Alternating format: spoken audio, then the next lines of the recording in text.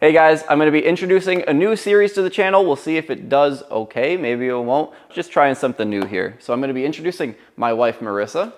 Marissa here has never touched a car in her life. This is as noob as it gets. So we're going to be teaching her today how to do her cabin air filter, oil change, and an engine air filter. We're going to be doing the maintenance on a 2014 Jeep Grand Cherokee. But this maintenance is very, very similar on almost every vehicle, unless you got something crazy like a Lamborghini. Here's all the tools you're gonna need. You're gonna need a way to get under your vehicle. In this case, we're gonna be using some ramps and some wheel chocks, but you can use a jack and jack stands if you prefer. You're gonna need something to drain your old oil into, and then a very basic set of sockets and ratcheting wrench. You might also need an assortment of extensions, and then I have this little screwdriver here for the O-ring on the oil filter. And if it's your first time doing this like my wife, you're gonna need some towels to clean up the mess. All right, Marissa, step one is getting the vehicle up in the air. So if you wanna put the ramps in front of your tires,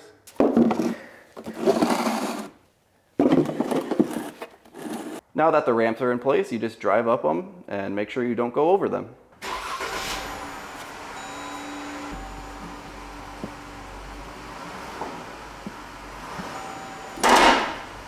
Perfect.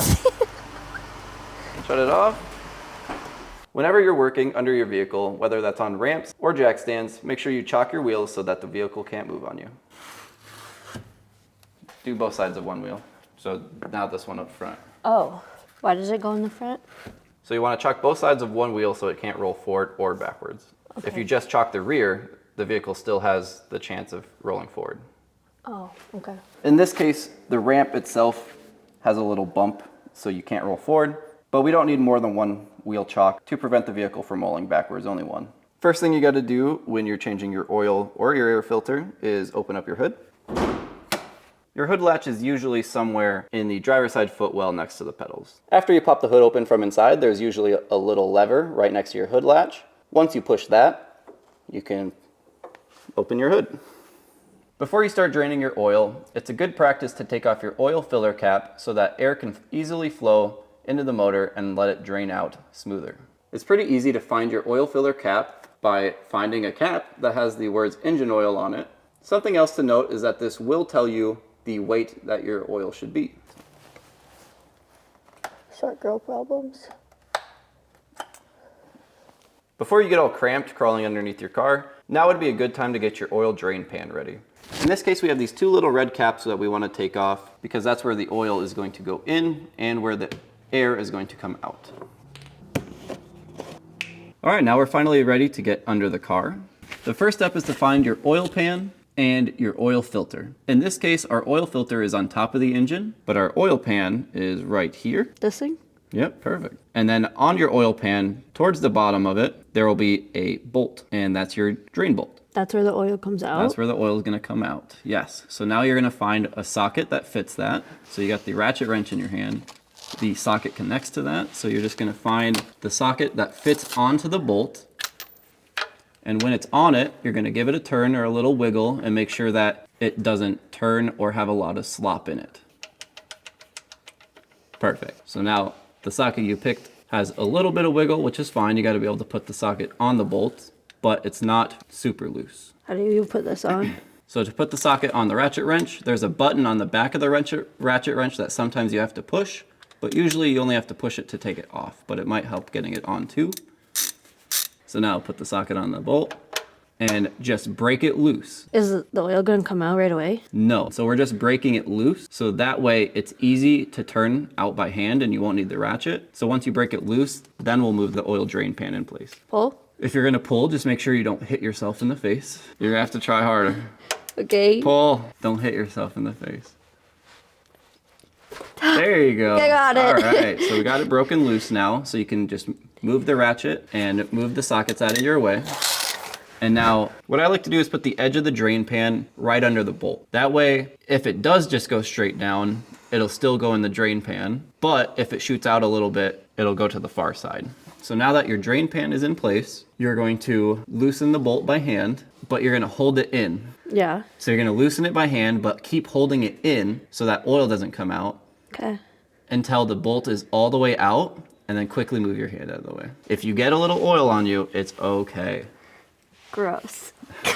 So the best part about what you're doing is that your hand and arm is right where the oil is going to spray out. So if you don't move in time, you're going to coat your entire arm in oil. Okay. Okay. It is what it is. It is what it is. Is it really hard to turn? No, it's Perfect. very easy, but it's starting to drip. If it's starting to drip, it means you're getting close. The hardest part of changing your oil is doing it without making a mess. All right, ready? If you are. Oh, Oh, perfect. No, that's pretty good. oops. That's okay. No, you did good. I thought it would be worse. Not bad. Once you take your drain bolt out and your oil is draining, it's a very good idea to inspect your drain bolt. Most drain bolts have a magnet at the end of them that catches any metal shavings from wear and tear on your engine. In this case, we don't have any metal shavings on our bolt, so we're good to go. After you inspect your bolt, you can go ahead and clean off any old oil, or if you are unlucky enough to have metal shavings on it, you can clean those off as well. While the oil is draining, this is a good time to wipe your hands, wipe your mess that you made. At this point, our oil's been draining for a while and it's not even dripping. It can take a long time to drain out all your oil. Once the draining slows, go ahead and put your bolt back in. Go ahead and tighten it by hand as much as you can. If it came out smoothly, it should go in smoothly. If it came out smoothly and it's going in rough, it might be a sign that you got some gunk on your bolt or that you're cross-threading it. Make sure you start your bolt straight or you're gonna have a bad time. What is cross-threading? Cross-threading is when you start your bolt sideways and the threads are literally crossing Okay. as you're screwing them together. It's like not lining up. Correct. So now that your bolt is hand tight, you can get your ratcheting wrench or your normal wrench if that's what you're using and just snug it up. It should be less power to tighten it than it was to take it off. Make sure you don't over tighten this. It doesn't need to be super tight to seal. And if you over tighten it, it's just gonna be harder to take off next time you do your oil. To flip your ratcheting wrench from lefty loosey to righty tighty, there's a little switch on the back that you just flip from one side to the other. And now you can tighten your bolt. When you're using a ratcheting wrench, especially with a deeper socket or an extension, it's important to hold both sides of your ratcheting wrench so you can put counter pressure on so that you don't pop the socket off of the head of the bolt. Hold both sides and make sure that your left hand is just holding the ratcheting wrench onto the bolt and then tighten it with your right hand. And it doesn't have to be too tight, that looks good. Now that our drain bolt is back in the oil pan, we can just clean up any residual oil so that we don't leave a mess later. And in our case, the oil filter is up top, so we're done on the bottom.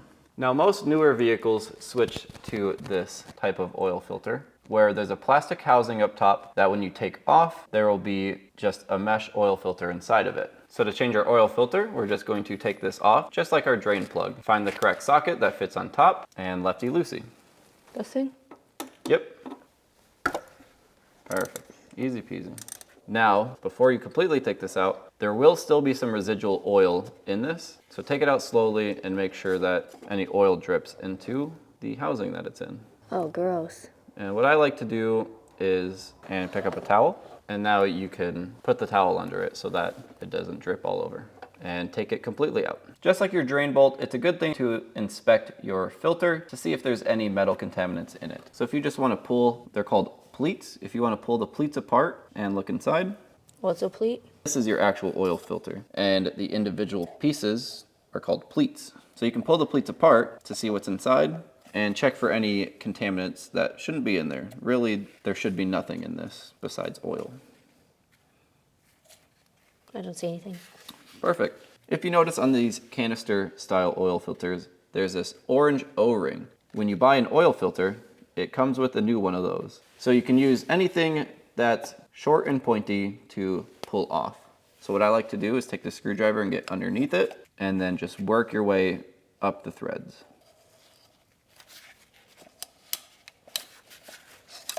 And now you can just pull the oil filter off. They just click into place. And now you can just reassemble it. So what you're gonna do first is you wanna lube up your O-rings. What oil do I use?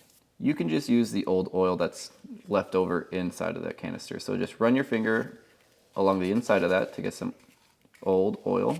And now just pinch it between your thumb and your index finger with the oil and just run it along it. That'll help it seal properly and screw on nice and easy. So now put that O-ring back on where it was.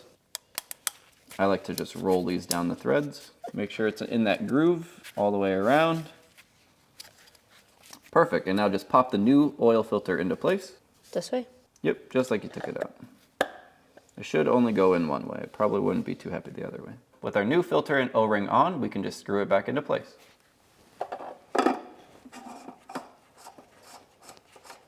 Always start everything that's threaded by hand to make sure you don't cross-thread it. And as soon as it gets hard to turn by hand, you can just use your wrench on righty-tighty mode.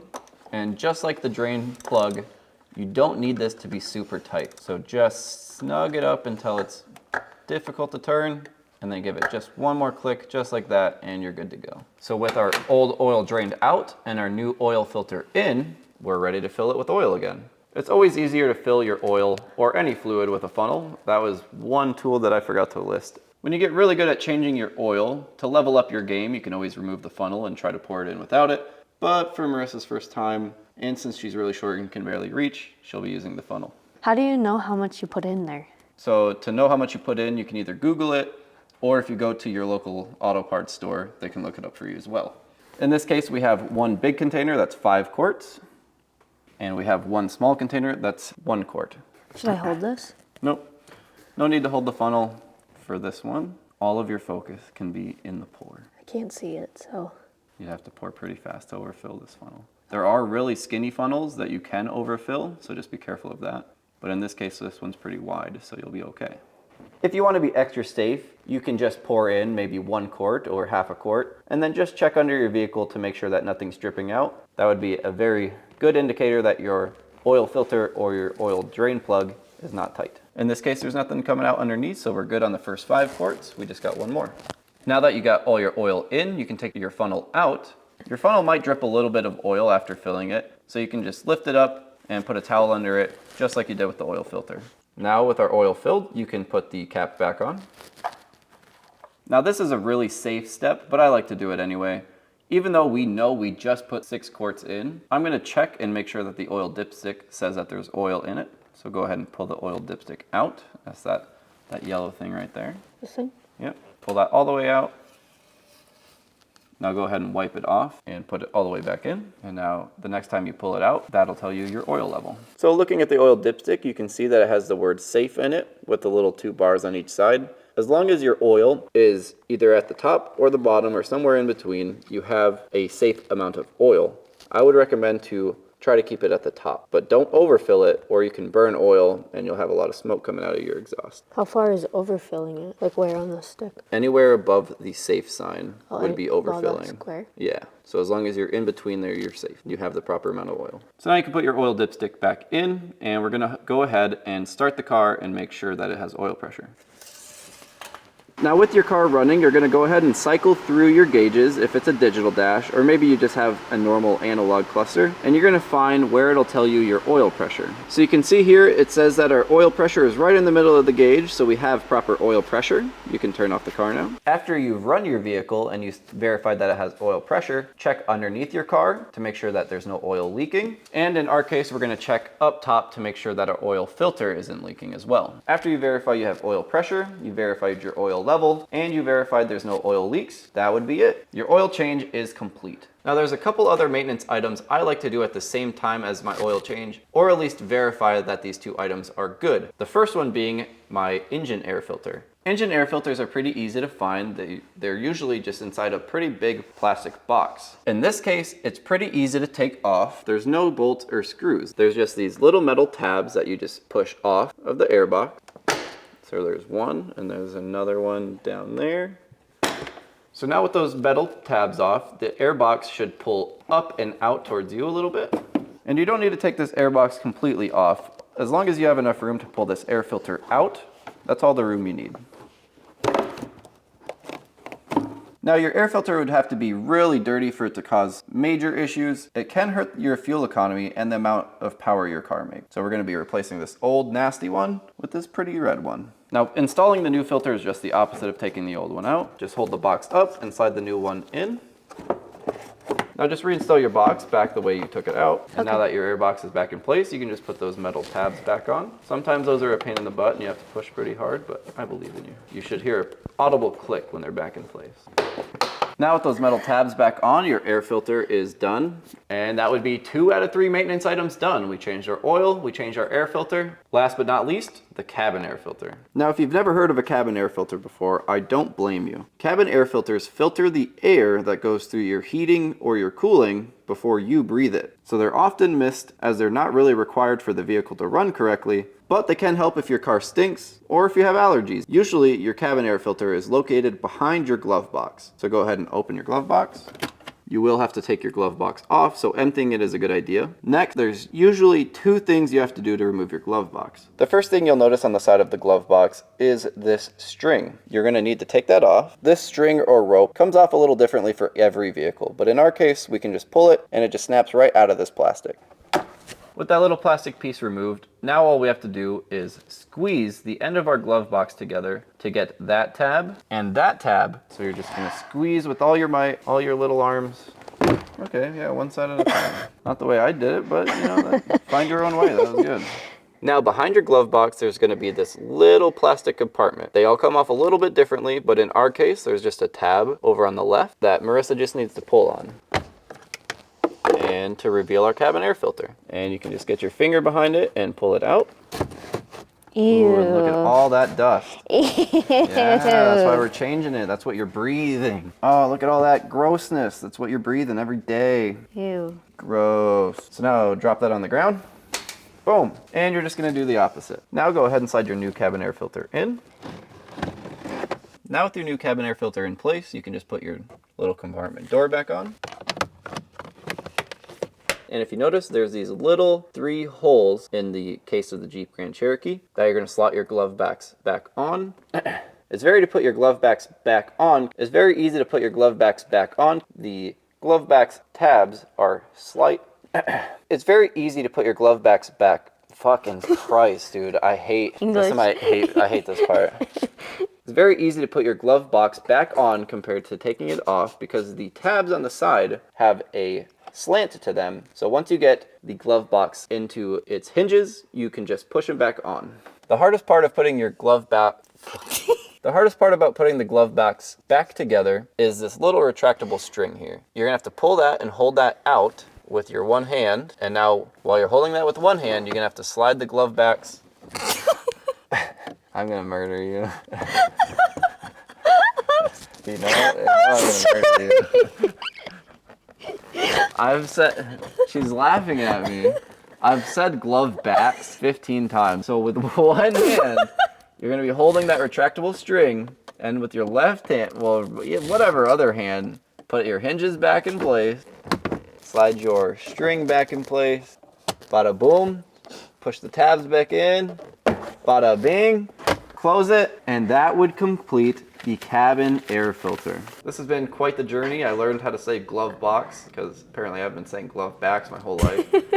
Did you learn anything? I actually learned quite a bit. Oh yeah? Yeah, how to change my oil. Oh wow, that's crazy. All right, well I'm glad you learned something. Hope you did too. Oh yeah, that's perfect. You're the perfect closer. I hope you guys learned something. Thank you so much for watching. Subscribe, like, comment, all the things, and we'll see you next time.